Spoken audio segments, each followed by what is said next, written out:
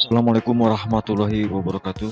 Jumpa lagi dalam materi analisis SWOT yang merupakan satu metode menganalisis usaha. Ya, materi ini disampaikan untuk kelas 11 mata pelajaran produk kreatif dan kewirausahaan atau PKK.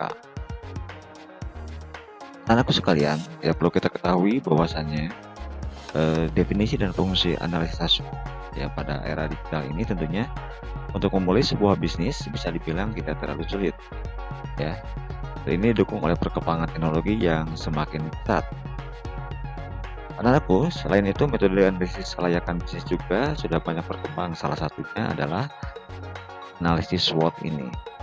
Nah, apa itu analisis SWOT? Ya, analisis SWOT merupakan salah satu model dalam menganalisis suatu organisasi yang berorientasi pada profit atau keuntungan dan non-profit. Dengan tujuan utama adalah untuk mengetahui keadaan organisasi tersebut secara lebih komprehensif. Juga metode ini adalah merupakan metode perencanaan yang strategis yang digunakan untuk mengevaluasi ya baik kekuatan, kelemahan, peluang maupun ancaman dalam suatu proyek atau suatu spekulasi dalam bisnis. Kemudian maksud dari analisis SWOT yaitu yang pertama adalah strength. Yang pertama adalah strength atau kekuatan yang merupakan faktor dari orang atau perusahaan yang sangat membantu mencapai tujuan. Ya, di mana situasi ini atau kondisi ini merupakan kekuatan yang dimiliki oleh perusahaan atau organisasi yang bisa memberikan pengaruh positif pada saat ini ataupun di masa yang akan datang. Nah, ini seperti kelebihan apa yang akan dimiliki oleh perusahaan, apa yang membuat perusahaan tersebut lebih baik dari perusahaan lainnya, keunikan apa yang dimiliki oleh perusahaan, dan lain sebagainya. Ya, kemudian yang B-nya adalah weakness. Ya, di mana weakness ini merupakan faktor dari orang atau perusahaan yang memperlemah mencapai suatu tujuan, atau juga bisa dimaksud merupakan kelemahan yang dimiliki oleh perusahaan atau suatu organisasi yang bisa memberikan pengaruh negatif pada saat ini ataupun di masa yang akan datang. Nah, biasanya analisis ini dapat diisi atau menggunakan sebagai berikut. Misalkan, apa yang dapat ditingkatkan dalam perusahaan tersebut? Apa saja yang harus dihindari oleh perusahaan tersebut? Ya, kemudian faktor apa saja yang menyebabkan kehilangan penjualan atau perusahaan tersebut. Nah, ini adalah kelemahan-kelemahan. Kemudian yang C adalah opportunities atau peluang, yang dimana merupakan kondisi eksternal yang memberikan peluang untuk mencapai tujuan. Nah, anakku, ya opportunities juga bisa merupakan situasi atau kondisi yang merupakan adanya peluang atau kesempatan di luar perusahaan atau organisasi, bisa memberikan peluang untuk berkembang di kemudian hari. Ya, kira-kira seperti ini. Kesempatan apa sih yang dapat dilihat oleh perusahaan? Kemudian juga kita bisa melihat opportunities-nya atau peluangnya, perkembangan atau tren yang sejalan dengan perusahaan tersebut. Jadi opportunities dengan cara melihat peluang yang ada di sekitar kita. Kemudian yang D, threat, bahkan kondisi dapat merusak atau mengancam tujuan dari perusahaan. Nah, threat ini seperti ancaman ya, merupakan ancaman apa yang mungkin akan dihadapi oleh perusahaan yang bisa menghambat laju perkembangan dari perusahaan tersebut. Nah, kira-kira kita bisa melihat ke depan hambatan apa yang akan dihadapi sekarang atau masa datang, kemudian apa saja yang dilakukan oleh pesaing perusahaan-perusahaan, kemudian perkembangan teknologi apa yang menyebabkan ancaman bagi perusahaan tersebut, dan lain-lain. Ya, itu adalah strength, kekuatan, weakness, kelemahan, opportunities, peluang, threat, dan ancaman. Nah, kemudian analisis SWOT itu dipergunakan untuk apa saja? Di sini adalah untuk memasuki sebuah industri baru, kemudian memutuskan meluncurkan sebuah produk baru, kemudian yang C adalah menganalisis perusahaan pada saingan usaha dalam kurun waktu tertentu. Kemudian yang D, melihat sejauh mana kekuatan atau kelemahan dari perusahaan. Kemudian yang E adalah membuat keputusan ketika memecahkan masalah yang akan terjadi yang berkaitan dengan ancaman dan peluang yang muncul. Jadi analisis SWOT ini memang harus dipergunakan terutama untuk memasuki atau melihat industri baru dan lain-lainnya. Kemudian berikutnya adalah yang kedua, peranan SWOT. Ini ada paparan bahwasannya peranan SWOT ini adalah merupakan bagian dari analisis manajemen risiko dan hubungannya dengan manajemen pengambilan keputusan. Dengan menggunakan SWOT sebagai dasar analisis perusahaan, maka diharapkan dapat dimungkinkan sebagai model yang representatif dalam menganalisis manajemen risiko perusahaan, termasuk memberi masukan dalam pengambilan keputusan. Ya, jadi kita sebelum melakukan suatu kegiatan usaha, kita harus bisa menganalisis yang daripada menganalisis manajemen risiko usaha. Kemudian faktor-faktor eksternal dalam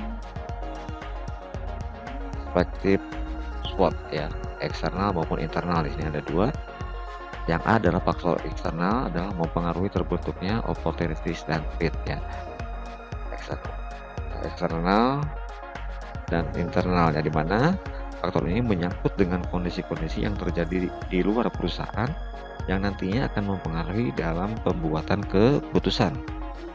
Nah, faktor ini mencakup lingkungan industri dan lingkungan bisnis makro ya, seperti makro ekonomi, politik, hukum, teknologi, kependudukan, dan sosial budaya. Dan analisis SWOT juga ini mempengaruhi kesempatan dan adanya ancaman juga.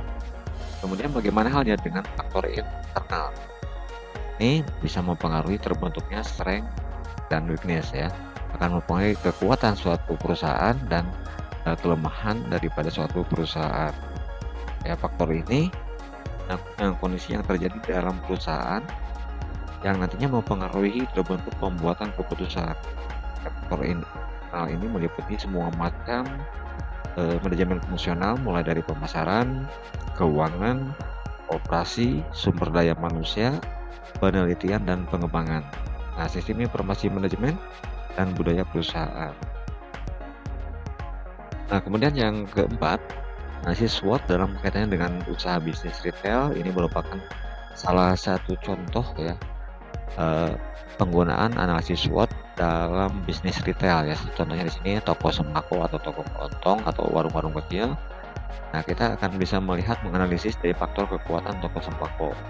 Ya, yang pertama mungkin kekuatan yang kita miliki adalah produk sembako adalah produk yang dibutuhkan oleh semua orang. Itu bisa menjadi kekuatan. Kemudian juga kita mempunyai tokonya di tempat yang strategis, ramai, mudah dijangkau, tahan parkir luas dan seterusnya. Kemudian kekuatan kita bahwa toko sembako yang akan kita dirikan ini produknya sangat lengkap. Nah, kemudian yang keempat, walaupun harga pokok naik karena bahan pokok sangat dibutuhkan, itu berarti mempunyai menjadi kekuatan bagi kita. Kemudian yang kelimanya adalah jumlah karyawannya yang dilibatkan itu sedikit.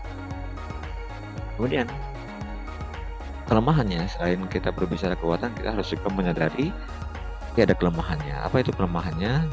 Nah, ini kadang-kadang kalau kita melakukan kesalahan dalam pelayanan, itu bisa juga menghilangkan kepercayaan daripada konsumen. Kemudian yang juga kedua, banyak usaha yang sama sehingga dapat menarik konsumen. Kenapa? Dengan semakin banyaknya yang sejenis juga konsumen kapasitas menjadi pemilih. Kemudian yang ketiga, kelemahan yang kita sadari adalah kita mempunyai lahan ya. Tempat usaha kita kecil, gudang penyimpanan juga enggak. Kemudian bagaimana kesempatan usaha di toko sembako? Oke, selama ini bisa memberikan keuntungan yang cukup. Kemudian prospek dan peluangnya cukup besar selama manusia atau orang-orang membutuhkan bahan pokok yang banyak dicari, itu merupakan kesempatan buat menjalankan usaha toko sembako. Kemudian yang ketiga, seiring dengan omsetnya bertambah, maka potensi penjualannya juga akan semakin naik dan otomatis keuntungan yang kita dapatkan juga akan semakin besar. Kemudian ancaman itu biasanya datang dari para pesaing. Dan persaingan dalam pemasaran juga semakin meningkat. Nah, kemudian strategi-strategi yang kita jalankan untuk analisis SWOT ini adalah kita harus bisa mencerna, mempelajari bagaimana cara kekuatan kita bisa mengambil keuntungan dari peluang yang ada saat ini. Nah, jadi artinya kita mengoptimalkan segala kelebihan usaha kita untuk mendapatkan keuntungan ya dari usaha-usaha yang ada saat ini. Kemudian yang kedua adalah bagaimana cara mengatasi kelemahan yang menghambat kita dalam mengambil keuntungan dari peluang yang ada. Ya, seperti kita ketahui bahwa kelemahan yang kita miliki adalah merupakan kekuatan bagi para pesaing kita. Itu pula sebaliknya, kelemahan para pesaing kita itu akan bisa kita ambil menjadi kekuatan bagi kita. Sehingga dengan adanya kelemahan-kelemahan tersebut, itu akan mengambil keuntungan dari peluang yang ada. Kemudian yang ketiga adalah bagaimana kekuatan mampu menghadapi berbagai hambatan atau ancaman yang ada. Ya, artinya kalau kita mempunyai segala kelebihan atau kekuatan itu bisa menjadi hambatan, ancaman-ancaman yang ada, baik itu dari pesaing, dari faktor eksternalnya, dan seterusnya. Kemudian yang terakhir adalah bagaimana cara mengatasi kelemahan yang ada dan mampu membuat ancaman yang baru. Oke, ya, karena kalau kita tidak bisa mengatasi kelemahan yang ada, maka kita akan membuat ancaman-ancaman baru dari para pesaing kita. Kalau tidak, segera kita memperbaiki semua kelemahan-kelemahan yang kita punyai. Contoh tadi seperti bagaimana kita tidak mempunyai lahan yang luas, itu kita mengoptimalkan lahan yang ada. Oke, itu saja materi analisis SWOT untuk materi kelas 12. Terima kasih, sampai jumpa pada materi berikutnya. Jangan lupa like, subscribe, dan share YKTB channel. Sampai jumpa, terima kasih. Assalamualaikum warahmatullahi wabarakatuh.